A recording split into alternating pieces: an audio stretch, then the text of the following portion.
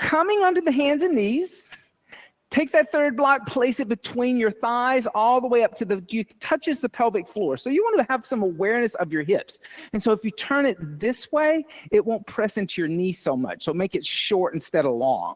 Yeah, it just feels a little bit better on your legs. And then come onto the hands and knees, walk your knees back, keeping your toes tucked under, reach your arms forward, kind of like a child's seat, but this is a setup for downward facing dog. Press into your hands, lift your knees up, squeeze the block, and lift the block up toward the wall behind you. Downward facing dog, and just breathe. Inhale. Exhale, 1. Inhale. Exhale, 2. Inhale. Exhale, 3. Inhale. Exhale, 4. Inhale. Exhale, 5. Inhale. Exhale, 6. Inhale. Exhale, 7. Inhale. Exhale, 8. Inhale. Exhale, 9. Inhale. Exhale, 10. On the inhale, come forward to a plank. As you come forward to a plank, push the floor away from you. Look up the wall in front of you. So you're not looking at the floor, and pull your navel in. Inhale. Exhale, 1. So Radha, lift your hips just a little. Exhale, 2. Engage core more. Inhale. Exhale, 3. Inhale. Exhale, 4. Inhale. Exhale, 5. Inhale. Exhale, 6. Inhale. Tina, look at the wall. Exhale, 7. Inhale. Exhale, 8. Inhale. Pull the navel in. Exhale, 9. Inhale. Exhale, go back to a downward facing dog. If you ever want to learn to do an inversion, you got to learn to do a plank. On your inhale, soften the knees, slowly walk the feet toward the hands. Keep the feet about hips width distance apart. Because of the block, the hands about 6 to 8 inches in front of your feet. Press your palms into the floor blocks. If you're bending your knees, put your hands on blocks. If your fingers are lifting up, put your hands on blocks. Raise the blocks to whatever setting you need so that you can press down as much into the hands as you are in the feet. Inhale. Exhale, 1. I got it for you. You just do the warm-up. Inhale. Come do the warm-up. Inhale. Exhale, 2. Inhale. Exhale, 3. Inhale. Exhale, 4. Inhale. Exhale, 5. Inhale.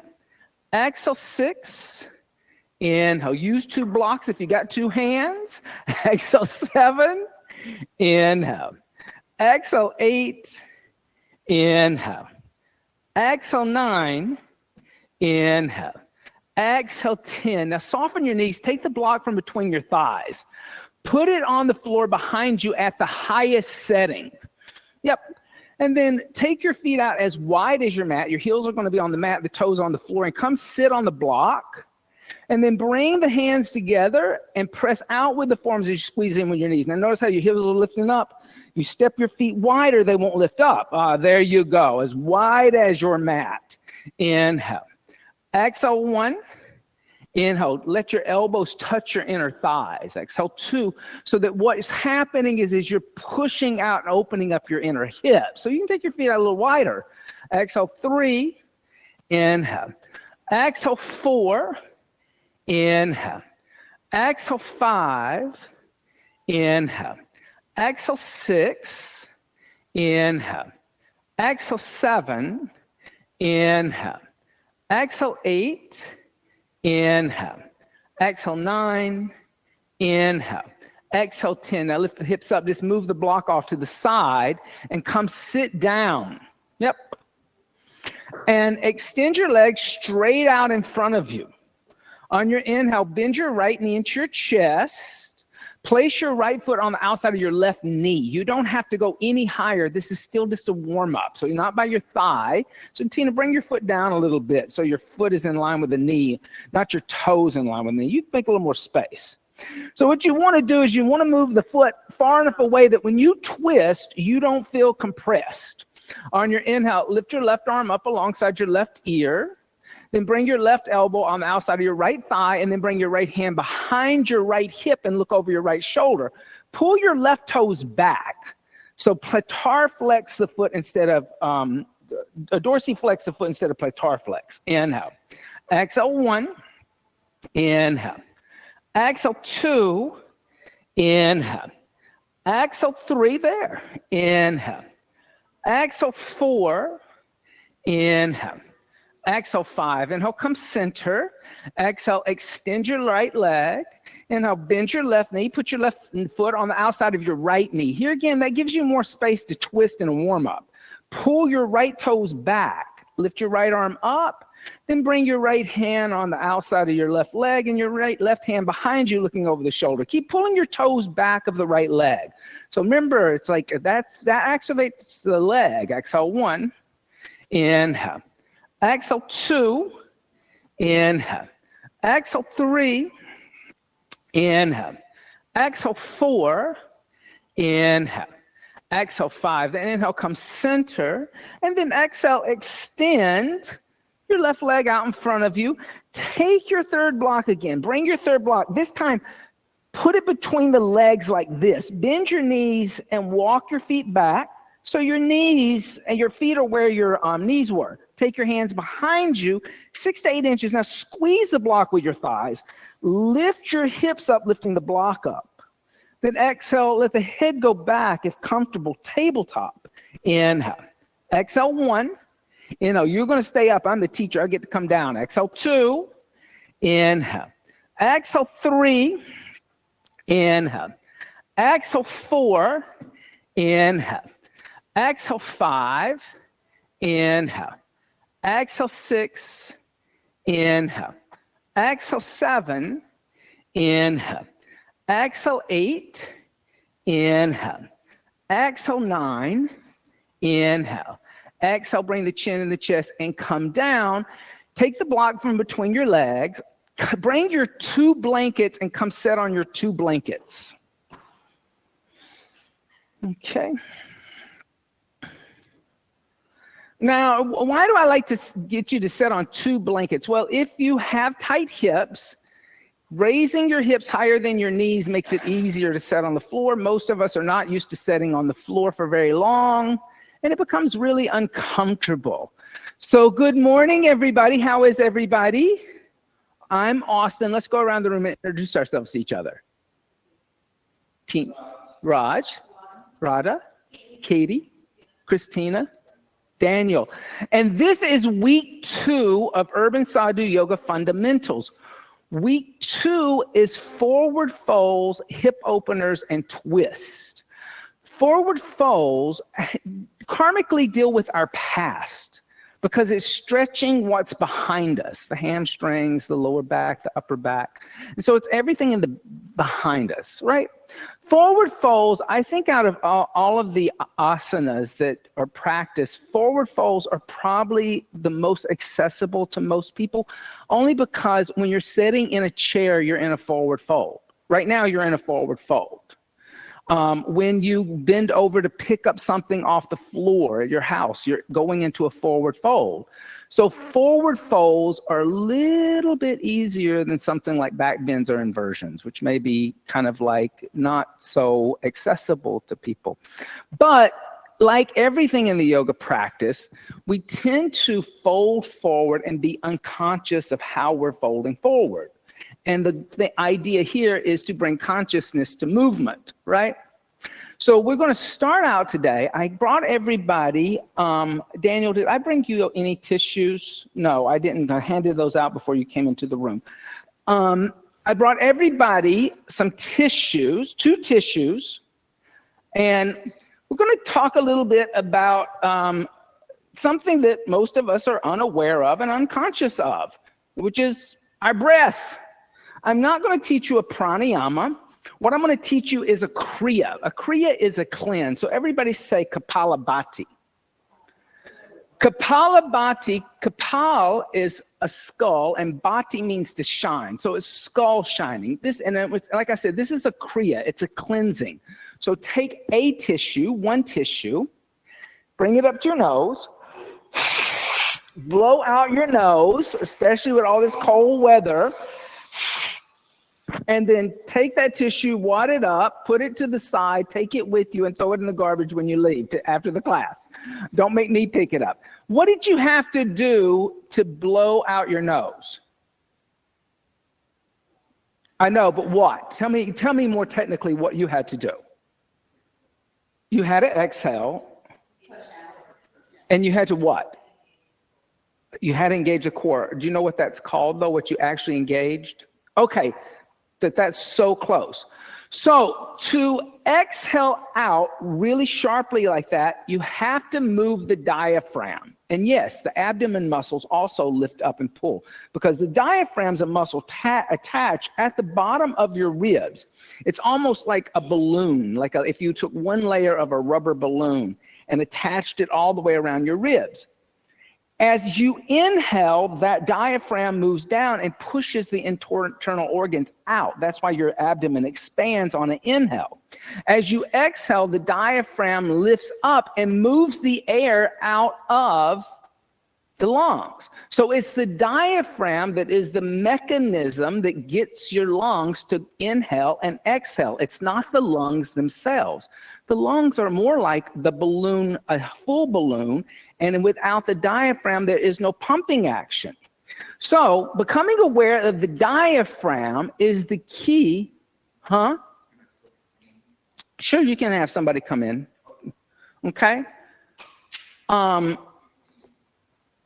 Having the diaphragm move is the key to inhaling and exhaling.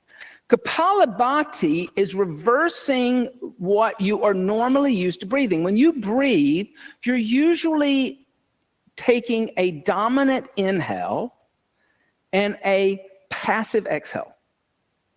This is reversing that process. The exhale becomes dominant, like you just blew your nose, and the inhale becomes passive because the diaphragm is fluttering and contracting a little bit. So now take your second tissue. Take your second tissue, hold it up across the bridge of your nose like a veil at the corners, and then keep your mouth closed and exhale really sharp and make the bottom of the tissue move. Like make it really flutter. I'm going to have you go right there. Good. Okay, now take the tissue, move it away from your nose, aim your nostrils at the bottom of that tissue, and make one exhale and make it move. Keep your mouth closed, Radha. All right, that's getting better. Okay. So what had to happen for you to make the tissue move?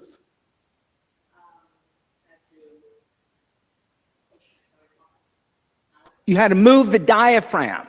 The diaphragm is what we're focused on, okay?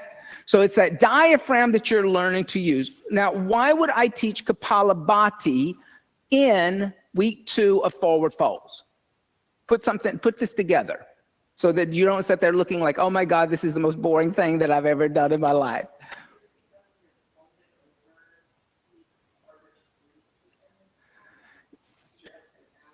You're getting that, yes. So if I learn to contract my diaphragm and lift my diaphragm, I can fold deeper into it. Whereas if I just let the diaphragm hang out, the internal organs are kind of hanging out and I can't fold forward. So it helps you to go deeper into a forward fold or a twist, okay? So learning to manipulate a muscle that you're unaware of and bring consciousness to it is the whole point of yoga. So what Kapalabhati looks like, you're gonna get 3 blocks and 2 blankets and a belt, okay? And next time, try to show up on time so you get all that stuff. Setting up nice and tall, what this is gonna look like, you can just watch me do it. First, I'm gonna keep my face soft. I'm gonna keep my shoulders soft. I'm going to set up tall so I have all this space at my abdomen. I'm going to inhale fully. I'm just going to feel how expansive I am, and then I'm going to exhale out. But then I'm going to inhale halfway to a comfortable level. And then I'm going to make short exhales like tut, tut, tut, tut, tut.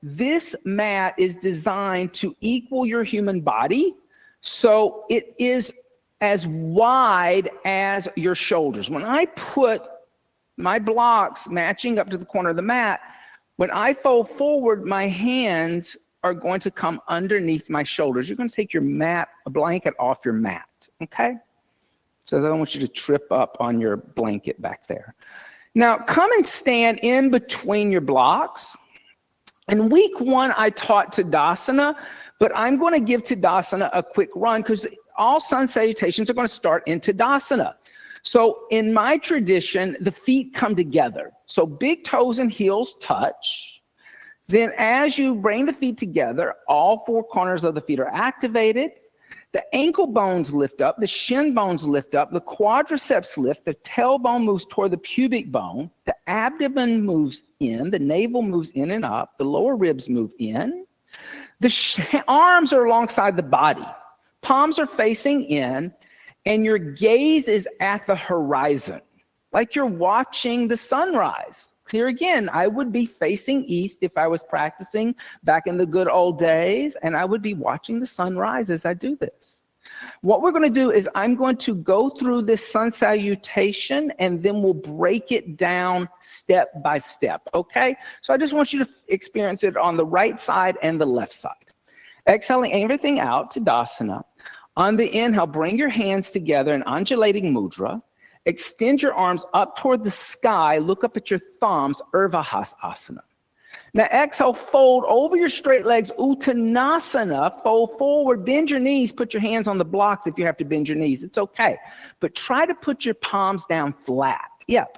Shift weight into your left foot and step your right foot back into a long lunge and look at the wall in front of you, not the floor. That's a bad habit in sun salutations. Remember, you're mimicking the sun, you're moving forward.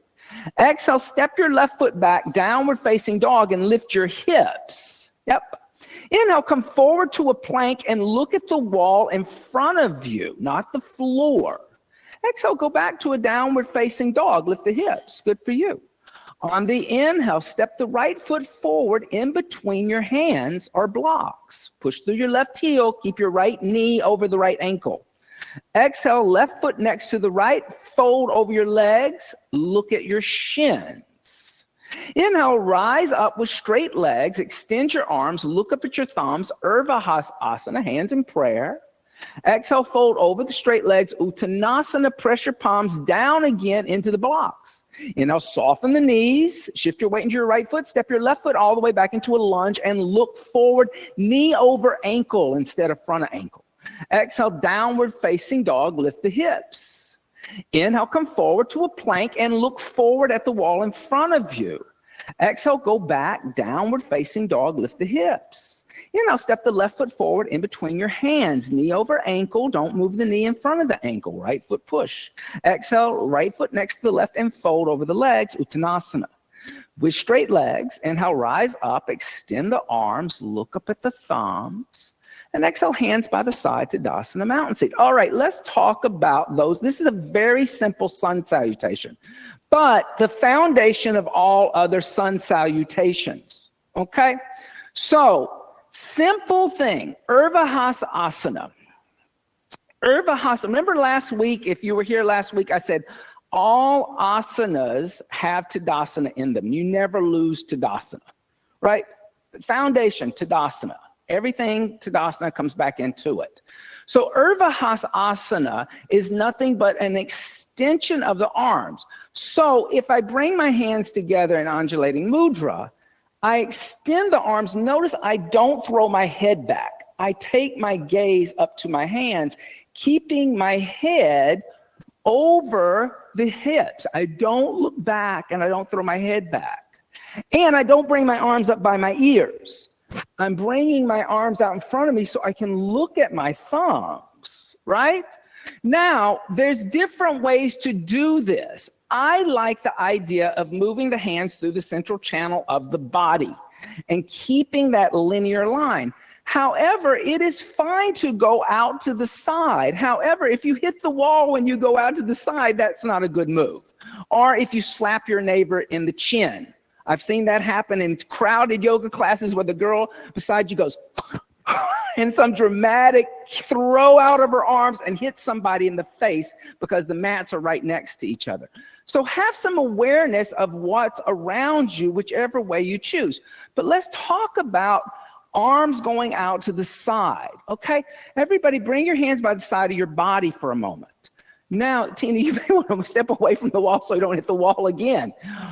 Bring your arms straight out to the side and lift your arms up. Notice that you get about right here, and there's something weird that happens in your shoulders. You have to rotate the shoulders then to bring your hands together. Bring the hands out. Notice that you get about right here, like YMCA, and you got to do something with the shoulders where you got to rotate the shoulder and come down. Now, that's when you take it straight from the side of the body. It's just really quirky right there. The shoulder doesn't like doing that. Think of now making an egg with your hands. So from the side of the body, bring your hands slightly forward and make an oval forward. And notice how you don't have that weird click in your shoulders when you get to YMCA. And then bring the arms down. Do you feel that little difference?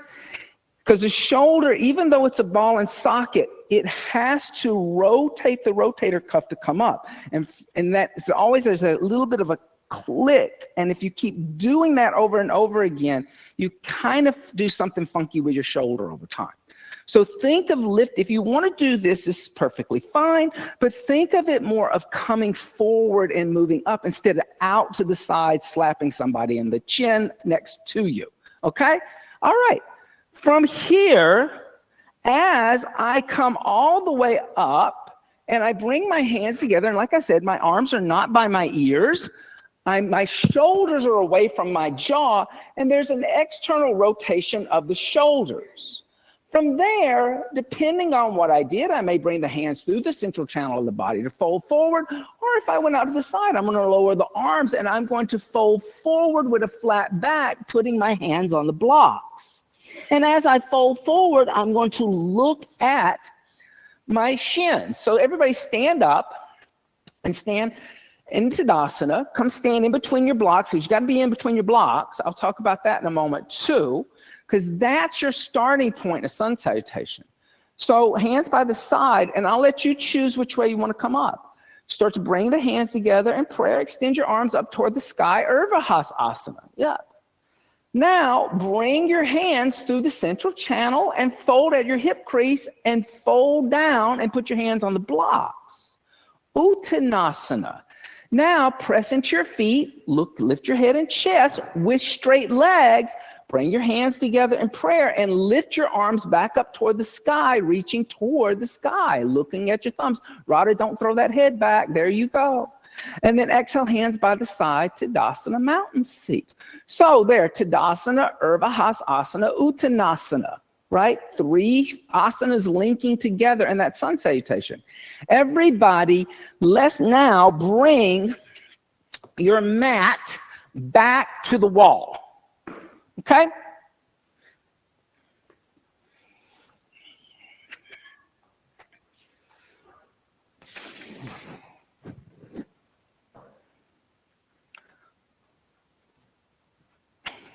Hey, Bob, can you turn down the blower in here? The blower's a little high. Okay, now what you're going to do is everybody grab your 2 blocks, and I want you to bring your 2 blocks. So the blocks have 3 settings. There is the lowest setting that we were using. There's a second setting that's a little wobbly, but it's still fairly stable.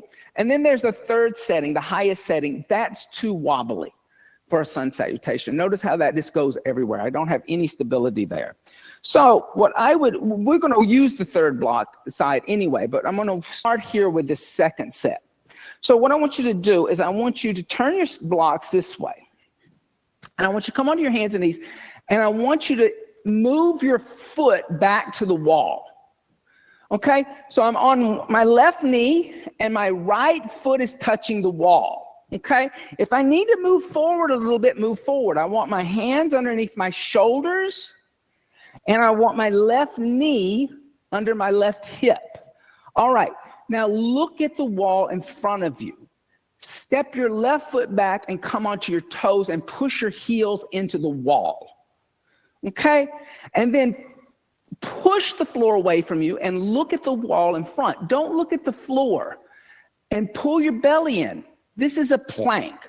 What is plank good for? Well, you want to do a handstand, you got to learn to do a plank. You want to do a chaturanga, you got to learn to do a plank. Okay? And it's all core strengthening.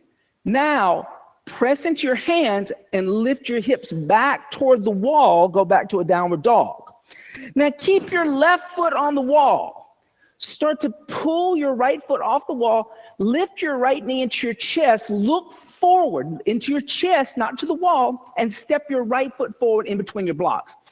Tina, look at my knee. Knee over ankle and back leg lifted, not dropping and my heel into the floor like I'm about to run a race and sprint. So you're moving forward. So in your lunge, it's not this. It's not dropping into it. You're pushing and you're about to move forward. The movement is forward, not downward. Okay? Hit your heel on the wall. Good. Bend your knee more.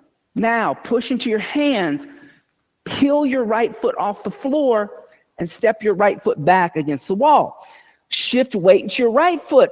Step your left foot forward in between your hands. Yeah, push through your right heel, knee over ankle. So I'm not messing my knee up. Then push into the hands, lift the left foot up and step back. All right, come out to a plank, drop down to your knees. Move your blocks forward. Okay, so one of the measurements for downward facing dog, which we should talk about, because downward facing dog is a big part of this. Downward facing dog, one of the measurements for downward dog is a plank. Last week, I talked about how that your body has two hinges. There is a hinge at your waist, which is way up here by your ribs, but that hinge allows you to move side to side. The second hinge is at your hip. That allows you to move forward and back in a forward fold. Most forward folds are going to happen from your hip crease, not the waist. So notice how that if I'm in a plank, and when I say plank, look at me, look. When I say plank, I don't mean plank. Plank. I can push back and I will go into an isosceles triangle, down dog. I move forward, I don't have to move my hands or my feet to come into a plank. So the body is a perfect measurement of itself. If I find going from a down dog to a plank, I have to move hands and feet, I've shortened the dog and I've mismeasured myself. Okay? So come away from the wall for a moment.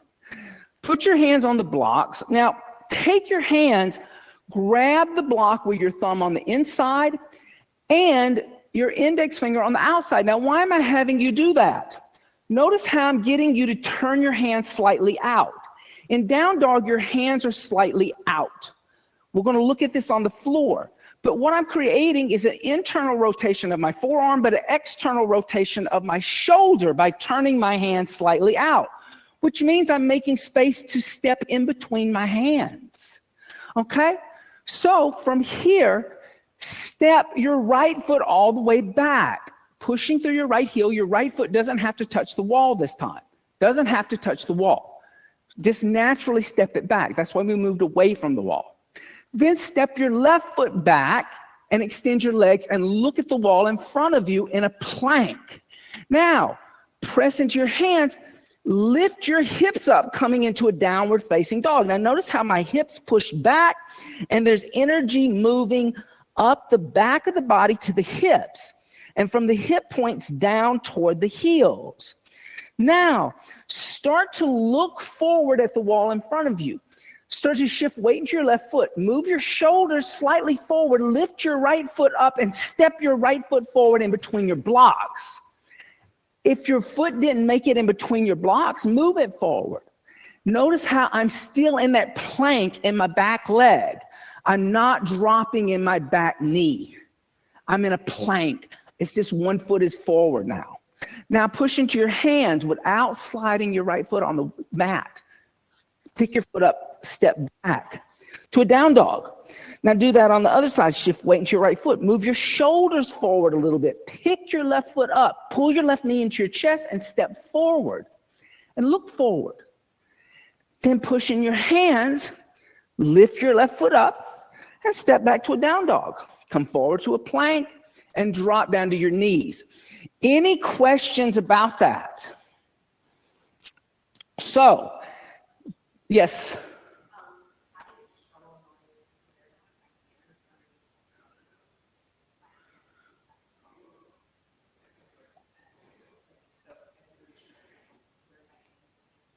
So, right. So think of setting everything up. So we'll even look at this now.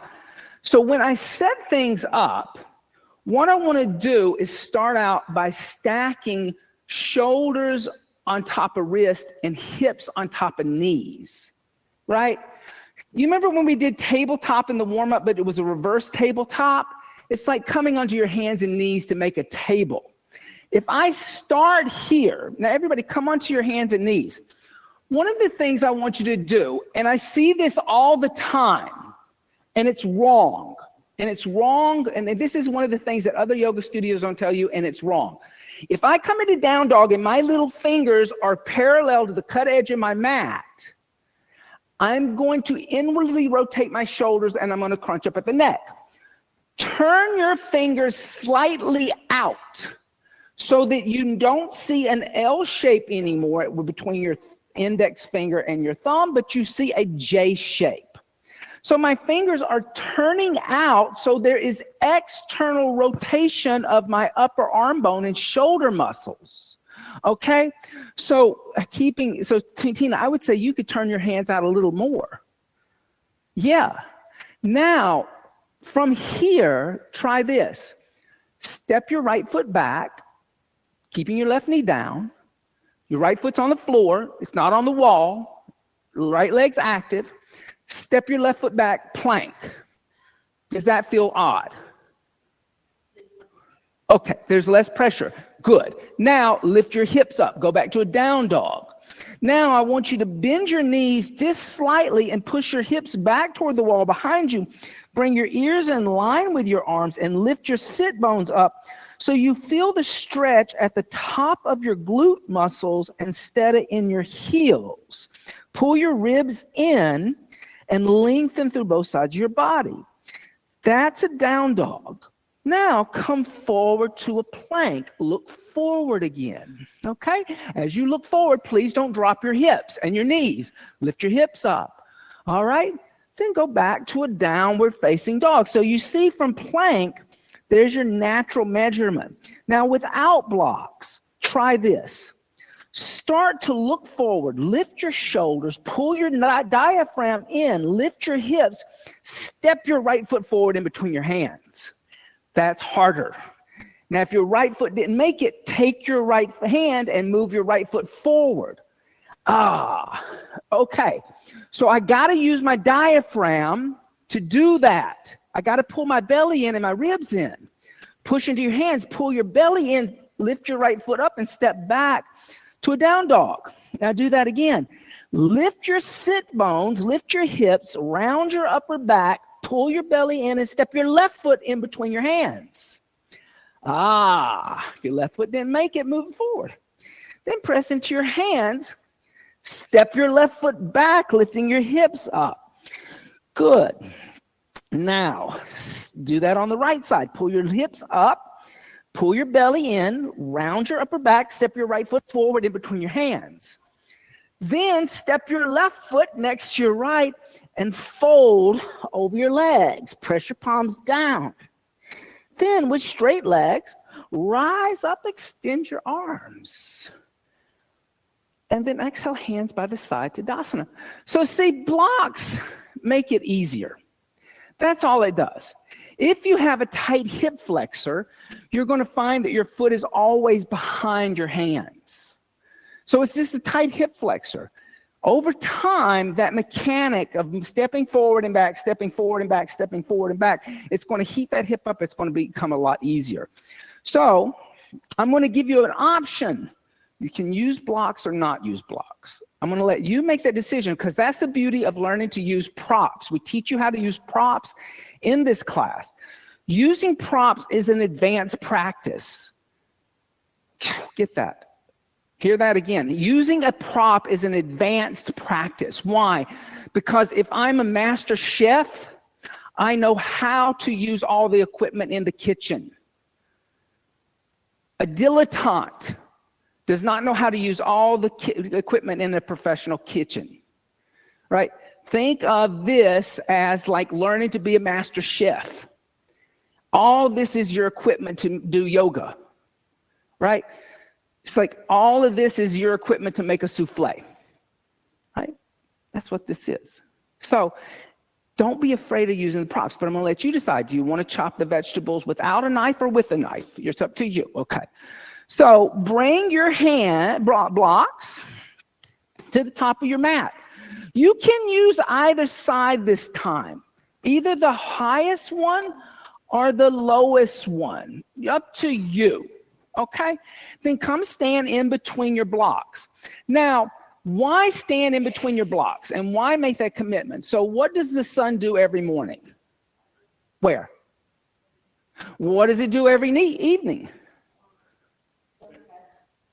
In the west. What does it do the next day? Okay, so a sun salutation is marking a round of the cycle of the sun.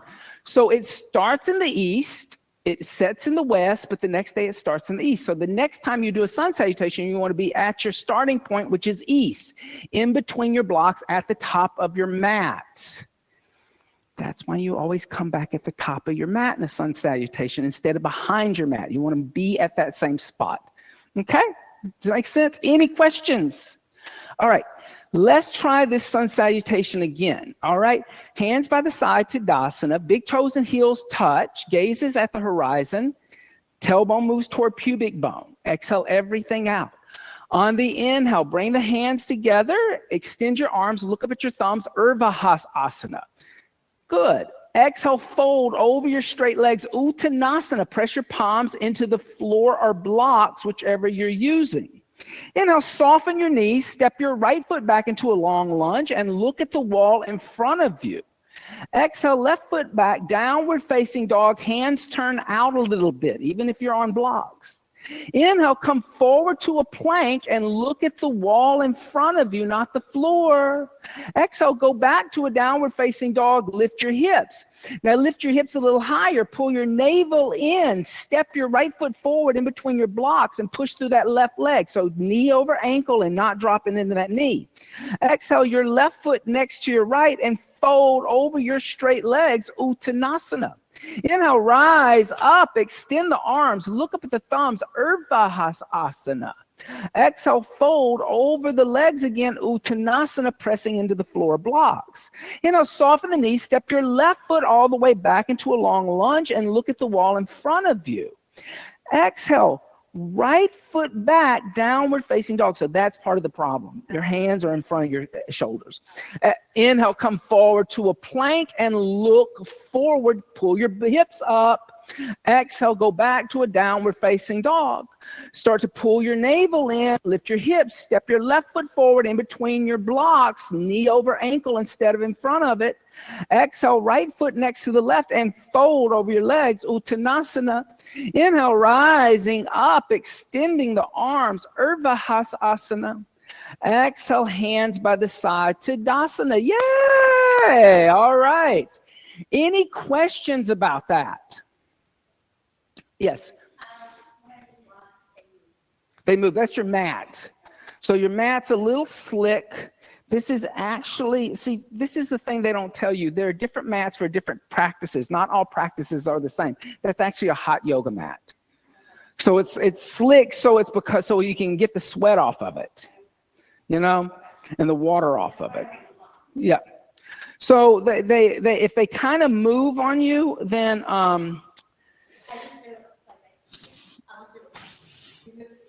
yeah. Well, because it does. It kind of messes with your where your placement of your shoulders are. Well, you are not going to need them anymore. See, we're going to move forward. So we're not going. But any questions about any of those asanas? Down dog, plank, lunge, Urdhva asana, Uttanasana. Would it be effective to do the wall thing as like practice for perfecting your plank, or was that just like instructional? So yes, if you have, what I would say is if you have a tendency, and also I should say this about plank. I want to be very clear. I am teaching it to you in a very specific way. If I were at a gym, I would tell you to look at the floor. Why? Because I'm trying to keep cranial and sacral alignment. But here again, remember what I said we're doing. We're mimicking the sun. So we're trying to move forward in time in a sun salutation. So if I'm looking at the floor, I'm diving toward the earth, like a plane who's crashing. If the nose of the plane is going toward the earth, it's crashing. So in a sun salutation, and this we don't teach chaturanga until week 4, but for a chaturanga, I have to come to a plank. But what I see a lot of times in chaturanga is people doing this. Okay? In chaturanga, what's happening is you're moving forward and up into an up dog. So it's always an upward energy. So to learn to do a good chaturanga and plank, yes, go back to the wall, find this energy, and start moving your heels away from the wall and the heels back toward the wall so you get used to putting weight in your hand. So try that. Everybody go back to the wall. Put your heels and your toes on the wall. And then we're not going to do a chaturanga, but to start to work in weight in the hands, look forward and move your heels away from the wall coming onto your tippy toes. Then move your heels back to the wall. Then move your heels forward and back. And notice that just that little bit of movement puts more weight into your fingers. Okay, and drop down. So if you want to get your wrist and arm stronger, yeah, absolutely. Do that, because to do a chaturanga, you got to move the weight from here in a plank to here, even though we're not teaching chaturangas today. But plank is the beginning of that.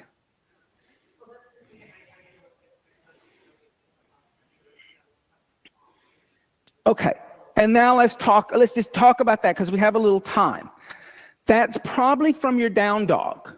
So in down dog, take your mat and fold it over, okay?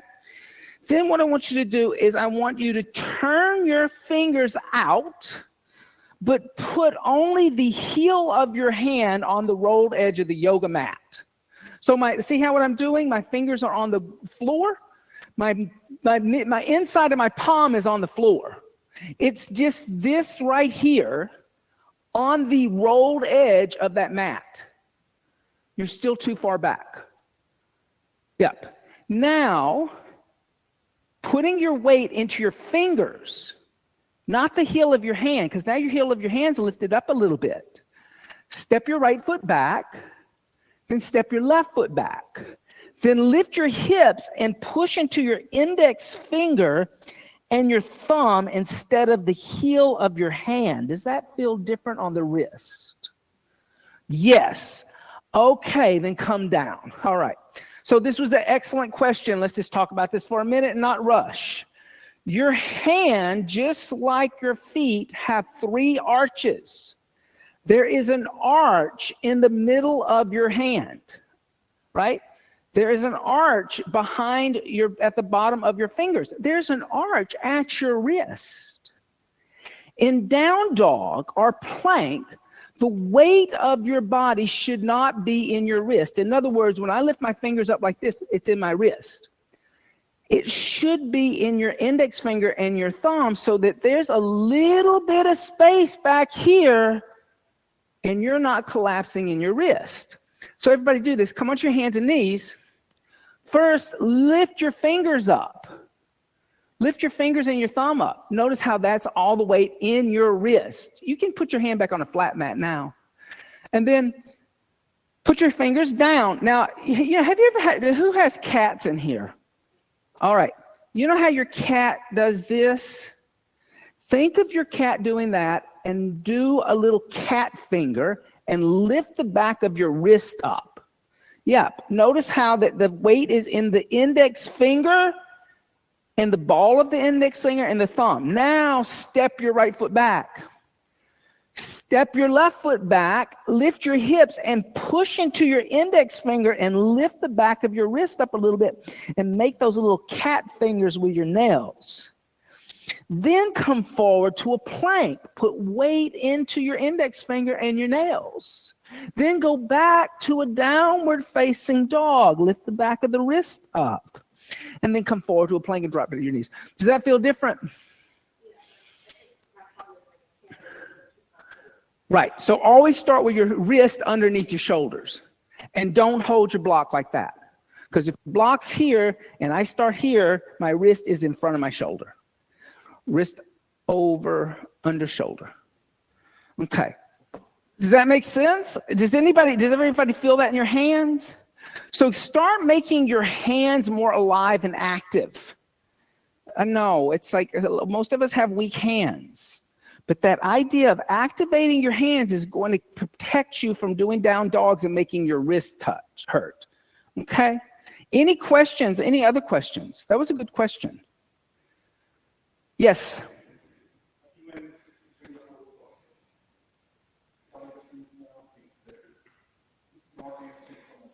Okay, I didn't say, so listen, I'm calling breaths, I'm counting breaths. You don't have to be on my inhale and exhale right now, okay? I don't teach Ujjayi Pranayama until week 4. I'm just reminding you to breathe, okay? Yes. Usually on a inhale, the body is reaching away from the earth. On a exhale, the body is reaching toward the earth. Now that would make sense, especially with the concept of the diaphragm. On the forward fold, you have to exhale. So exhales are collapsing or contracting the body. Inhales are expanding the body. And usually the Surya Namaskar should match up to that inhale and that exhale. Inhale, reach up. Exhale, fold forward. Right? Any other questions? Okay. All right, everybody. Your mat is at the wall. Keep your mat at the wall. Grab your blankets. Okay. And take a blanket. Put it at the edge of your mat like that. Also, and you're going to put the rolled edge at the front of the mat. The ugly folded edge at the front of your mat is going to go toward the wall. Yep. Okay. So flip that around, Katie. So the fold is at the edge. There you go. Okay. Now, does everybody know what the sit bones are? Okay, good. So the sit bones, let's pull Scully over here. Scully is my assistant sometimes. The sit bones are these two bony bones right in the middle of your glutes. This is your coccyx. This is the sacrum, right? A lot of times when people sit down, they sit on the coccyx or the sacrum. But when you sit right on these sit bones, it causes you not to sit with your back rounded. Right now you are sitting on your coccyx. Okay, see, I just wait till somebody does it in the room and then they say, oh, that's a perfect example. Come, and what I want you to do is I want you to sit with your sit bones on that rolled edge of the mat with your legs extended out towards the middle of the room. like my legs are. So notice, as I sit here, I can rock back. Like you're sitting a little too much in the middle. Come sit right on the rolled edge, like you're like Humpty Dumpty about to fall off the wall, right? So I can, if I rock back and forth, you're going to straighten your legs out. If I rock back and forth, I can feel those two bony bones underneath me. Notice how when I sit on my sit bones, it causes me to sit with cranial and sacral alignment. And I really have to work hard to round my upper back. I kind of have to be slouchy about it. You're going to sit on the edge. Yes, and now extend your legs. Good.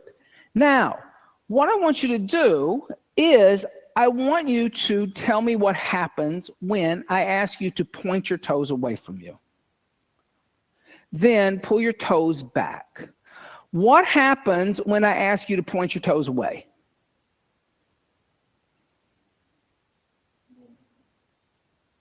What?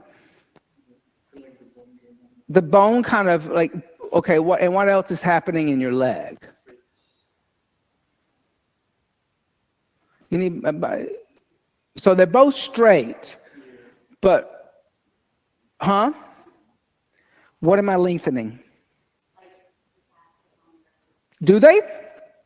Am I pointing? Pointing, because okay, my calves are contracting. Okay, what's stretching here when I do this? The shins. Okay, pull your toes back. What is stretching? Hamstrings and calves. What's contracting? Okay, so we're working on forward folds today, right? Forward fold is a dorsiflex. If you want to stretch your hamstrings or your back, this is a dorsiflex. This is a plantar flex. Dorsiflex, plantar flex, or ballet flex. Notice how that makes the calf contract. That looks great on a dancer, but it tightens the hamstrings. Pulling the toes back lengthens the hamstrings. Okay, now everybody take your belt. Okay, put the belt around the ball of your foot, the top of the belt just below your toes. Like I said last week, the toes, below the toes is an arch. Now, I want you don't wrap your hand like you're like just not tying yourself in a knot. Just hold on and just move your hands back so your elbows are next to your ribs. And as you pull the toes back, lift your chest up and lift your belly up and pull your belly in and set up right, like you're sitting in a straight back chair.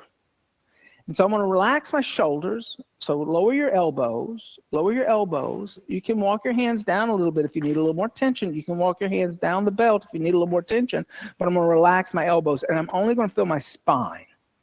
Okay. I don't want to feel my shoulders. I want to feel my spine. And then breathe. Inhale. Exhale 1. Inhale. Exhale 2. Inhale. Exhale 3. Inhale. Exhale 4. Inhale. Exhale, relax. Okay.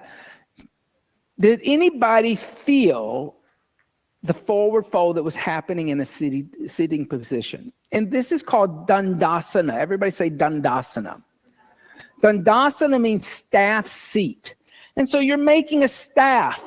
The body is upright, it's rigid, your hamstrings are active. It's the beginning of any forward fold, right? Finding the seat for the forward fold. So I'm looking for when I round my back and I let my chest collapse in and my chin come toward my chest. I want to be aware of doing that. Yes, you do that all the time, sitting at your desk, doing your computer work. You're coming out of that and you're setting up tall as if you're in a high back chair. Why? Because as I fold forward, I want to fold from the hip crease and fold forward with a flat back and not round the back and round the shoulders. Okay? So let's do this. You're going to keep your belt. You're going to take your other blanket. You're going to roll that blanket up like you're going camping. And you're going to take that blanket and you're going to put it underneath your knees. Okay? Now, automatically, you may feel something different. Does anybody feel anything different? Pull your toes back towards you. So the first thing you want to happen, everybody wants to relax their feet. But pull your toes back. Does anybody feel anything different? Your back. Now, what happens when you set up a little bit in your Dandasana? Is it easier? Is this easier than with straight legs? This is harder? This is easier. This is easier because we bent the knees a little bit more. So we've taken the compression out of the lower back by bending the knees a little bit. And now I can pull my toes back. Maybe I don't feel as much stretch in my upper legs, but I feel it more in my calves. Yes? Less up here in the hips. Okay? It's just everywhere. It's just everywhere. Okay. So as I do this, I want you to become aware of your adductors. They are the inner thigh muscles, and the abductors. Squeeze your legs together like you're trying to crack a walnut in between your legs and pull your toes back. Then take your belt again and put your belt around the ball of the foot. Then keep squeezing your legs together and maybe walk your fingers down so your thumb touches your baby toe. Maybe that can happen. Notice how I'm going to try to get my belly on my thighs. Now just take a moment. Don't look at your own crotch. So if you're looking at your own crotch, Tina, look past your toes. Look at the wall in front of you. Pull your chest forward and pull your belly in by using your diaphragm. And then lay your chest on your thighs, but look at your toes. The bad thing that people do is when they do a forward fold, they look at their own crotch. Don't look at your crotch. Don't crotch watch. Inhale. Exhale 1. Inhale. Exhale 2. Inhale. Exhale 3. Inhale. Exhale 4. Inhale. Exhale 5. Now inhale, lift up. All right. Now, where did you feel the stretch that time? Huh? In your hamstrings again? You felt it in your back. That's where you felt it, yes. So what we've done, now remember, forward folds also deal with back. It's not just all hamstrings. Everybody's a little hamstring assessed. Everybody say Paschimottanasana. Paschimottanasana translates into intense stretch of the western side of the body. In Ayurvedic medicine, which is the sister science to yoga, the front of the body is the east. The back of the body, from the heels to the top of the head, is the west. The soles of the feet are the south, and the crown of the head is the north. So Paschimottanasana would imply that you are not only stretching hamstrings, but you are stretching the western side of the body from the nape of the neck to the heels. Now, by putting a blanket, like I said, I'm teaching you how to use props. So let's say my back feels tight. Not my hamstrings, but my back, because I've been sitting at that desk all day. If I put this blanket underneath my knees and bend my knees a little bit, I can start to stretch my lower back and my upper back much more than my hamstrings. Okay? Doesn't mean that hamstrings are bad, or working on hamstrings are bad, but it means that I can switch the energetic. Because I have this rolled up blanket underneath my knees, I've stopped the flow of energy going from my heels to my hips. I've broken it a little bit. All right, try this. Take your little rolled up blanket and put it on your heels. Yeah, the blanket's going to be a little slippery. And notice how, like, all of a sudden your legs are extended, and you can even take your hands underneath your knee joints. Now, I don't like this terribly much for people with hyperflexibility, but it's a good experiment. Notice how I'm going to set up nice and tall. I'm going to find my sit bones. I'm going to take my little belt. I'm going to put the belt around my toes again. And then I'm going to lift the head and chest. And immediately I feel everything in my hamstring. It's all hamstring now. And then maybe fold forward, maybe bring your little thumb against your pinky toe and look at your toenails, your big toenails, and then pull your chest forward and breathe. Now this is all hamstring. Exhale 1, inhale. Exhale 2, inhale. Exhale 3, inhale. Exhale 4, inhale. Exhale 5, and inhale, lift up. And then take your heels off the rolled up blanket. Now, because we lifted your heels and we got that straight line of energy, and even like without the floor supporting the back of your legs, I really intensified the hamstring from the heel to the sit bones. Okay? Maybe you felt it a little less in the lower back. You still felt it in the lower back. But the key of Paschimottanasana is getting to the putting it together where you feel it in the upper back and you feel it in the hamstrings at the same time. Doesn't mean that you can't break it up and work on it individually, right? That's kind of nice to learn to do. And kind of, because that's bringing consciousness to things that you're not consciously aware of. However, when you can put the two together, that's yoga, right? So here's what I want you to do. I'm going to have you watch me first. I'm going to take my blanket, I'm going to unroll it, and I'm going to put it like that, okay? And I'm going to sit, like I said, you're just going to watch me. Just watch me. I'm going to sit like this with my heels and my toes up. With my toes up, I'm automatically in that Paschimottanasana. I'm going to take the belt, I'm going to put it around the ball of the foot, and I'm going to walk my thumb till it touches the edge of my foot. Do you notice how my chest and my thighs are touching? See? My chest and my thighs are touching. That means my back is flat. I'm not rounding. I'm going to lift my head and chest. I'm going to pretend that I'm in a snow sled with my little brother or sister in front of me. Okay, so I got to set up tall to make room for them. I'm going to keep lifted, and I'm not going to look down, but I'm going to slide my feet forward. And I'm going to stop if my belly leaves my thighs. But my goal is to keep my belly and thighs together. And then I'm going to take that one last pull, and I'm going to fold forward and look at my toes. Okay? Trying to keep my chest on my legs. All right? Now you try that. So take your belt, take your blanket, unfold it. Use your belt, because if you don't use your belt, you're going to use your belt. Okay? And you're going to put that right around the ball of your foot.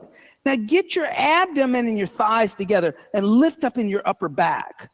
Keep your chin lifted instead of looking back and bringing your chin and chest. You don't have to throw your head back, but just keep it. Don't do this. Keep it neutral and keep your head in a neutral position. Good. Then slide your heels forward. And as you slide forward, don't let your abdomen leave your thighs. Pull your navel in, pull your belly in as you fold forward. Maybe you can reach out and hold on to your feet and keep pulling your toes back towards you, Daniel. There you go. And breathe. Inhale. Exhale 1. Tina, don't look at your own crotch. Exhale 2. Inhale. Look right here. Exhale 3. Lengthen your back instead of round it. Exhale 4. Inhale. Exhale 5. On your inhale, lift all the way up. Good. And exhale, hands by the side. All right. How did that feel? Wow. I know. Intense stretch. Oot. It's that Paschimottanasana. It's got that oot in it, right? So I'm going to tell you something about hamstrings. Hamstrings. So it's actually 3 muscles. The hamstrings are attached right here at your sit bones. Then they reattach at the back of the top of your knee. They break, and then they reattach here and go to the Achilles heel. Hamstrings are one straight line. So it's pretty easy to target it and stretch it. If you do this every day, you'll open up your hamstrings. because it doesn't wrap around the body. It doesn't do any funny curves like a lot of other muscles. However, there comes a point during your daily practice that you stretch the hamstring and stretch the hamstring and stretch the hamstring. It won't stretch anymore that day. It just kind of gives up. It kind of says, okay, I'm going to stop today. So what scientists have figured out, or sports medicine scientists have figured out, that after about 3 minutes of stretching hamstrings, that's all you're going to get out of it that day. And you could check me on that. I'm not sure if that's the actual number, but so know that you can't just do it once and have them. You have to come back to it over and over and over again. So if you have tight hamstrings, do something to stretch them every day. Everybody say Janu Shirshasana. So Janu Shirshasana means head knee seat. So I'm going to extend my legs out. You can take this blanket, put it to the side, put it over to the right side, in fact. Okay. And I'm going to bend my right knee, keep my left leg extended, and I'm going to open up the knee, and I'm going to put my foot on my inner left leg. Okay. Then I'm going to take this blanket, I'm going to put it underneath my knee, my right knee. Okay. Give a little support to that right knee. Great. Then I'm going to take my belt. I'm going to put the belt around the ball of my left foot, right? And as I do that, I'm going to do that same thing. I'm going to inhale, and I'm going to lift my chest and move my chest forward. But then as I bend my elbows and fold forward, I'm going to imagine that I'm going to put my chin on my left big toe.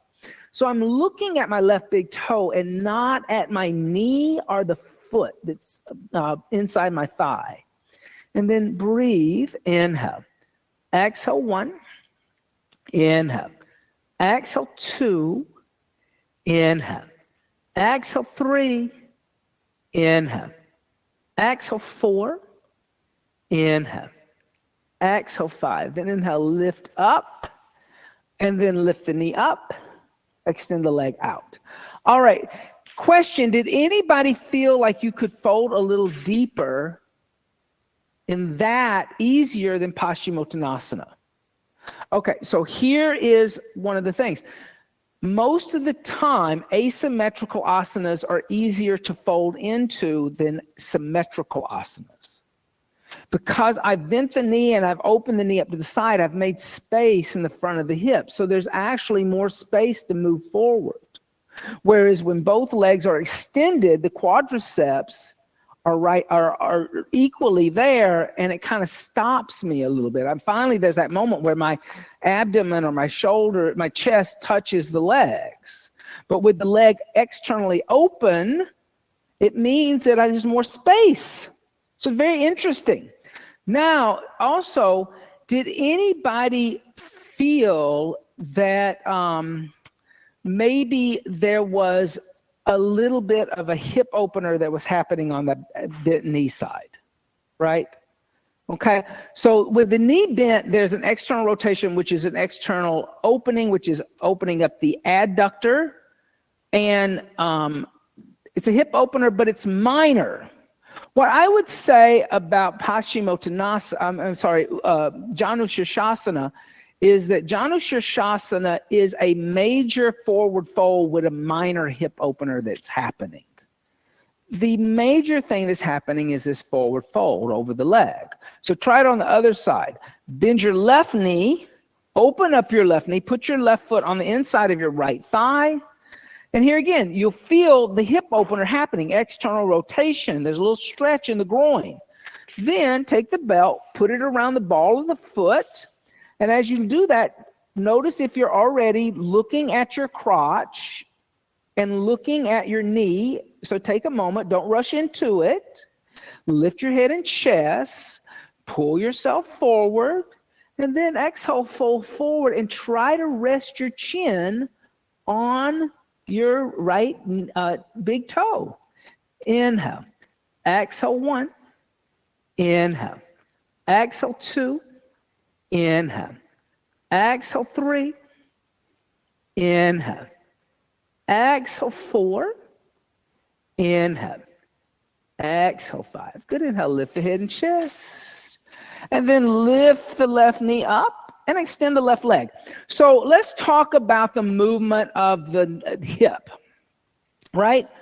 When we talk about movement of the hip is a ball and socket. However, it's not the same ball and socket as your shoulders. Shoulder, 180 degrees. It likes to go almost everywhere unless there's an injury, right? Hip is more like a ball and socket hinge. So the knee likes to come into the chest, the knee likes to drop out to the side. It can do this thing where it kind of cuts across the lawn like that from corner to corner. However, it doesn't really like it. A lot of times you will see dancers doing moves like that, where they're opening up the hip and they're kind of sliding back and forth. I know so many dancers who they hit 30 and they have to have hip replacements because of that weird movement. So knee in, knee out, knee lifts, knee extends. Hip loves that. Kind of flopping open, doesn't really love it. But here again, dancers are doing something, that kind of biomechanics every day of their life, because that's what they do for a living. So you're probably not going to wear out your hip socket doing a couple of yoga classes a week. But just be aware of the way joints like to move and they don't like to move. Any questions? Everybody say Agni Stambhasana. Agni Stambhasana means fire log seat. I like to call this hips on fire, okay? So I'm going to sit on my little rolled edge with my hip sit bones on my right there. I'm going to extend my legs out. I'm going to bend my left knee. I'm going to open my left knee. I'm going to slide my left ankle underneath my right knee. So I can look over here on the right side and I can see my left foot. It's kind of like an inverted figure 4. This shin is parallel to the edge of the mat. There's a point here. This leg extends. I'm going to bend my right knee. I'm going to lift my right foot up. I'm going to put my right ankle on my left knee all the way off. And so it's hanging off. Oh. And then I'm going to put my right knee on top of the left. I'm going to lean a little bit over here into this right hip. Yeah, a little bit over to the right. That's the left, but that you can go there. And then I'm going to slide my hands forward and I'm going to fold over my shins. And I'm going to keep pulling my toes toward me instead of pointing away. So you're pointing away. I want you to pull your toes toward each other. Stay here. Exhale 1. Inhale. Exhale 2. Inhale. Exhale 3. Inhale. Exhale 4. Inhale. Exhale 5. Good. Inhale. Lift the head and chest. Lift the right knee up. Extend the right leg out. Lift the left knee up. Extend the left leg out. Where did you feel that? In the side. So that's called, where it's targeting is called the piriformis. The piriformis, here again, let's go over to Scully and see what that is. So gluteus maximus, gluteus minus, and underneath those two glute muscles that you can touch is this muscle that runs right here. You see that, how that like pink right there, all the way over to here, right here. And it's kind of a straight line, but it's called piriformis. It hurts. And it tightens up the more you sit. If you're like one of those people who have a desk job, piriformis is going to tighten up. As you tighten up, as it tightens up, it means that it's hard to do external rotation of the leg.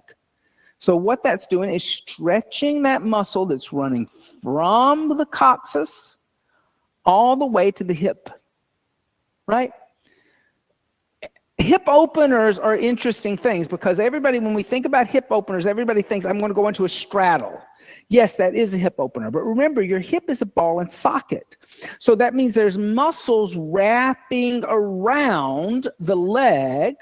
I mean, I hate to use this analogy, but think of a drumstick, a chicken leg, That's a full muscle around the leg. Your leg is just like that too. There's muscles all the way around. So a hip opener can happen on the outside of the hip. It can happen in the front of the hip. It can happen in the back of the hip. It can happen in the inside. It can happen anywhere around that area. So hip openers can be very complicated. Not just, oh, let me go into a straddle, or let me take my knees out to the side, right? That's only opening up the adductor, okay? So try it on the other side. Extend your legs out.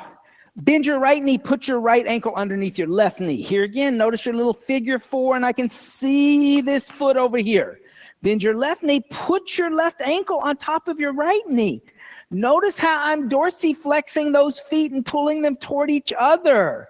I'm protecting my ligament of the knee. Then just set up tall. Take your hands over to the left a little bit. That's going to lower that left hip, and then fold forward over the shins. And breathe. Inhale. Exhale 1. Inhale. Exhale 2. Tina, pull your toes toward the knee. Exhale 3, so don't point away toward the windows. See, look what you're doing. You're doing this, do this. Exhale 4, dorsiflex. Inhale. Exhale 5. On your inhale, lift up. Lift the knee up. Extend the leg. And extend the leg. Yay! All right. How's everybody feeling? Okay, let's talk about Adva Matsyendrasana. Everybody say Adva Matsyendrasana.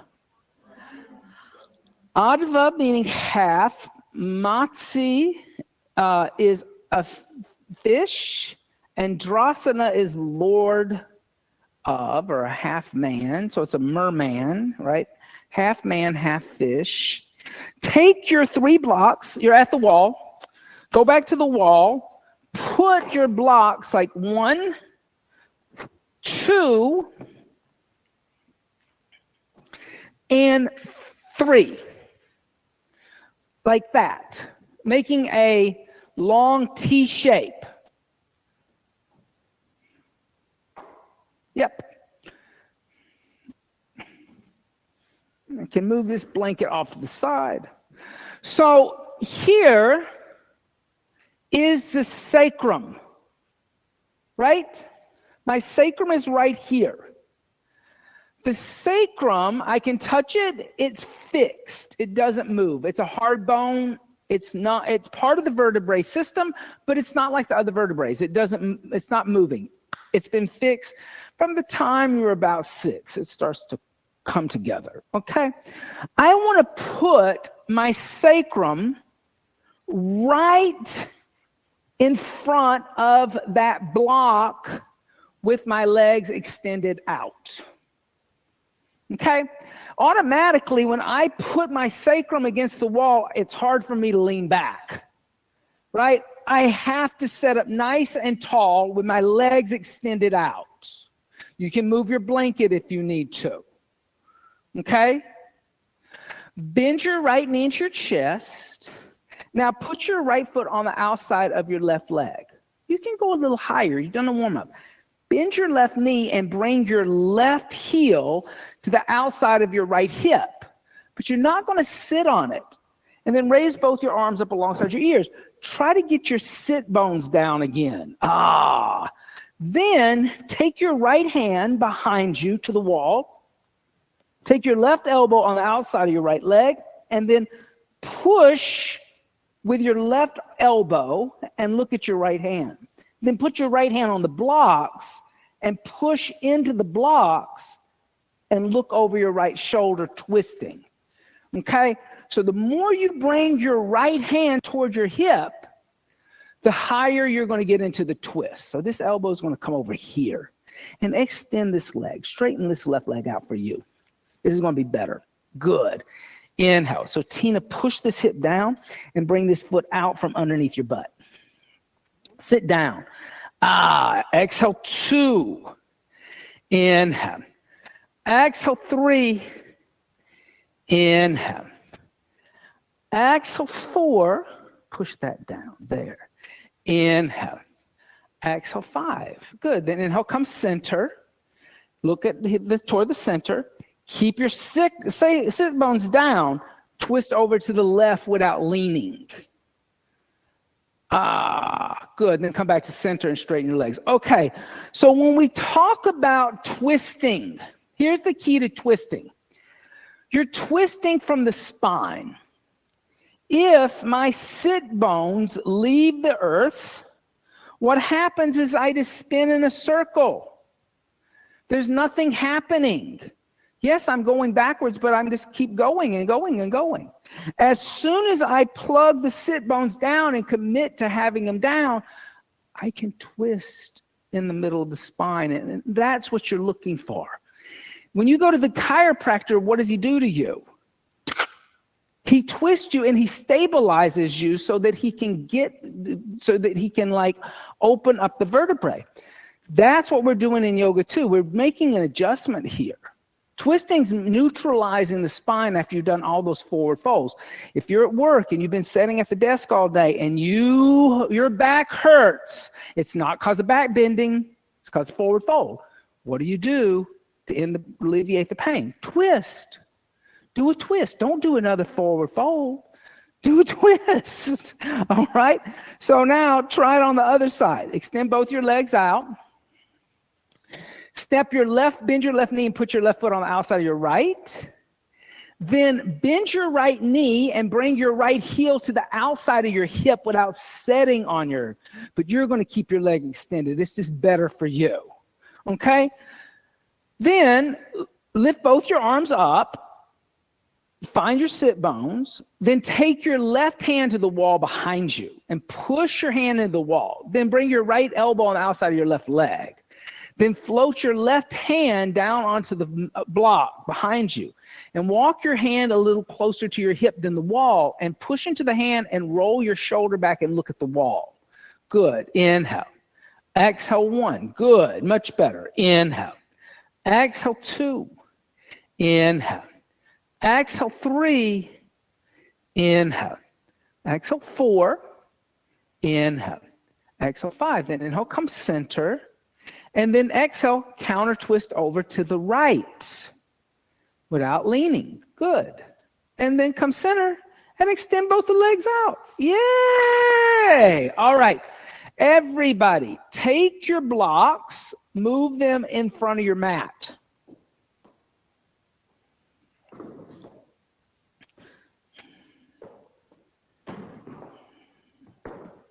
All right, then remember when we did legs up the wall in week 1?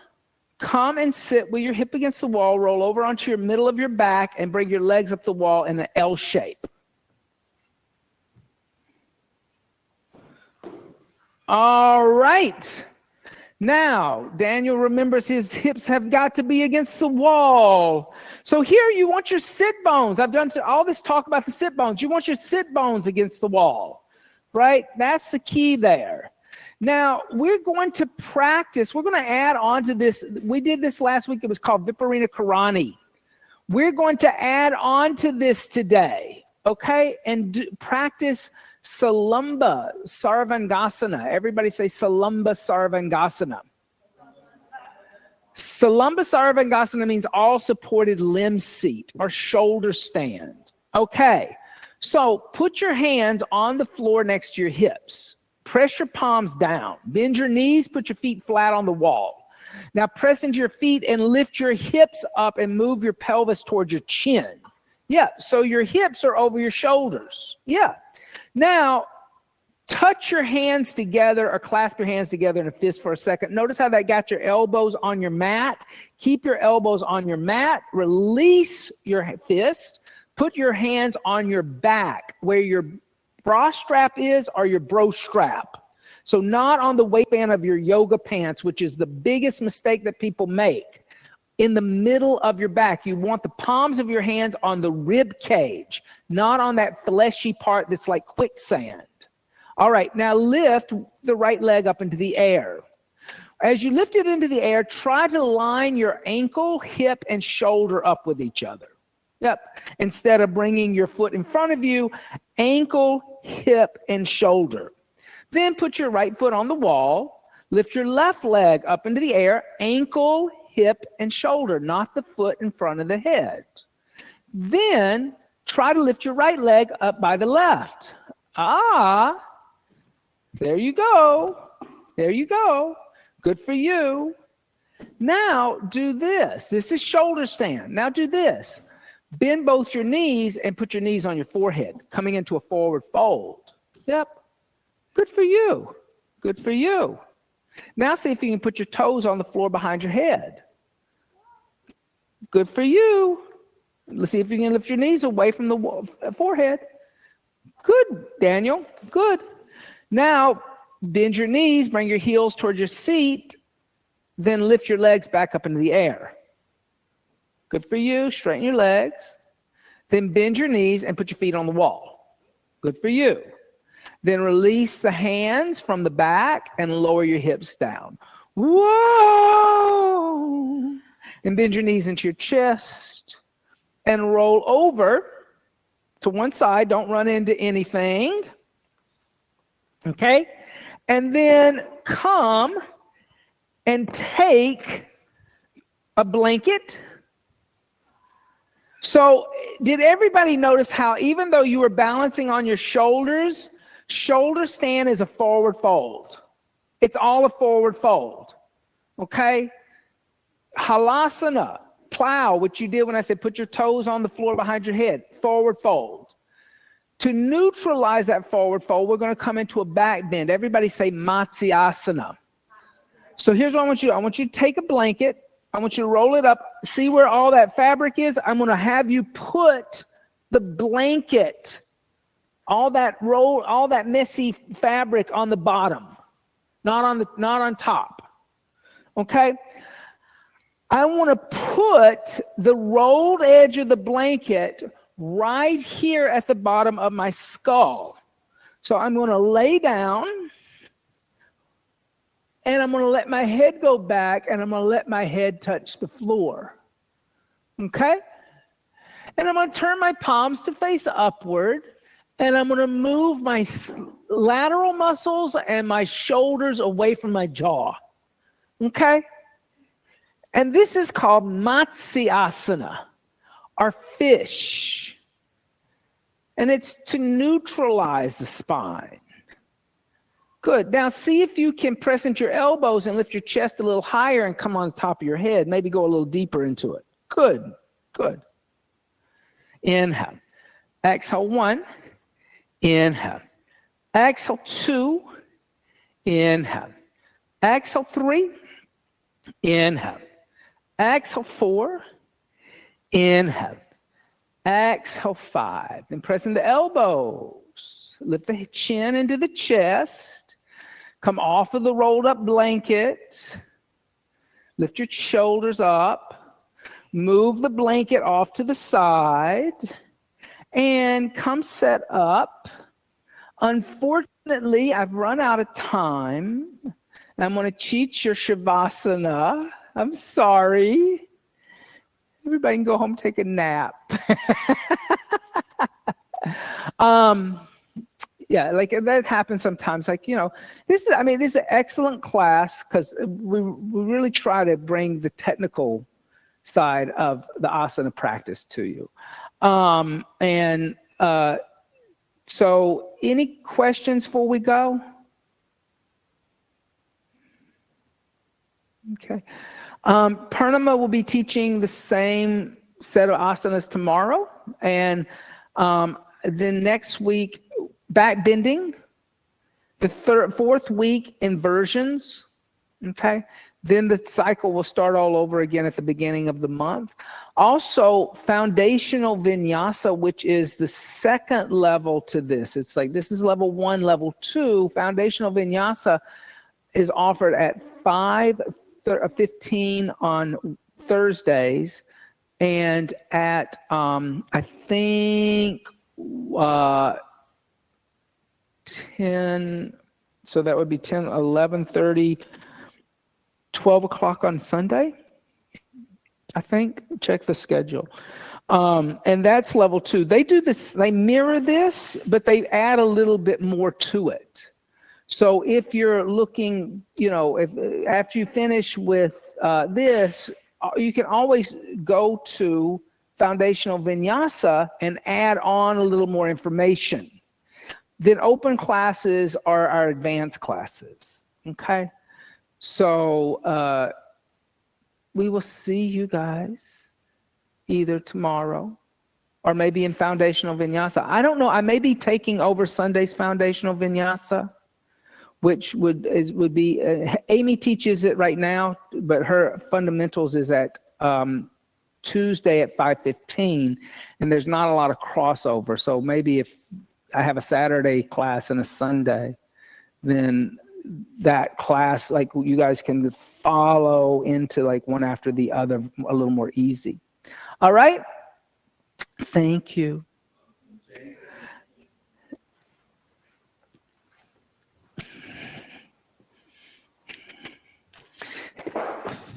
And if you want to put your tissues in here, this box is done.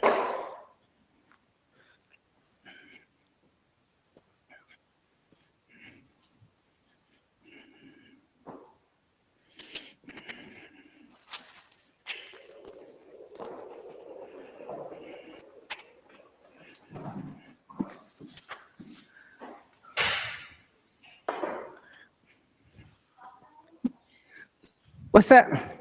Yes.